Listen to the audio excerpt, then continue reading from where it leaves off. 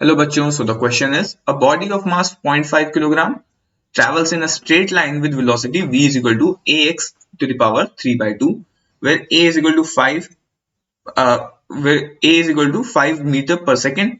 What is the work done by the net force during its displacement from x is equal to 0 to x is equal to 2 meter? तो हमारे पास एक body है जिसका मास 0.5 kilogram दिया गया है, वो स्ट्रेट लाइन में ट्रेवल कर रही है और उसकी वेलोसिटी वेरी कर रही है with displacement by the function A X to the power 3 by 2। और यहाँ पे a की वैल्यू, a एक कांस्टेंट है जिसकी वैल्यू हमें दी गई है और उसके यूनिट्स भी अकॉर्डिंग टू द इस एक्सप्रेशन डायमेंशनली करेक्ट रखने के लिए दी गई है। हमें बताना है what is the work done by the net force during its displacement from x is equal to 0 to x is equal to 2 metre.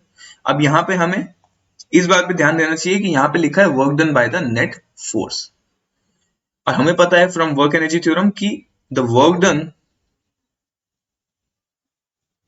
By net force on a body is equal to the change in kinetic energy of that body।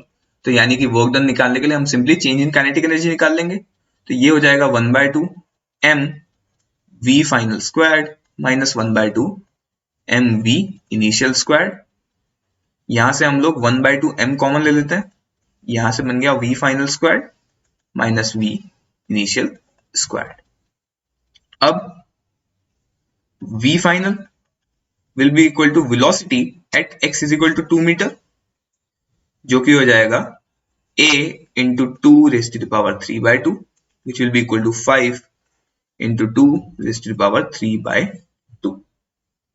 Similarly, v initial will be equal to velocity at x is equal to 0, which will be equal to a into 0 to the power 3 by 2, which will be equal to 0। In values को हम वापस हमारे expression में रख देंगे तो work done हो जाएगा 1/2 m into 5 into 2 raised to the power 3 by 2 whole square, which will be equal to 1/2 into mass of the body जो कि है 0.5 किलोग्राम, तो 0.5 kilogram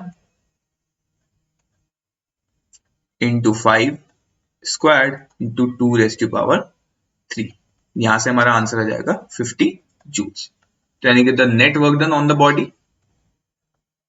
will be equal to 50 joules। I hope you understood this question well and all the best।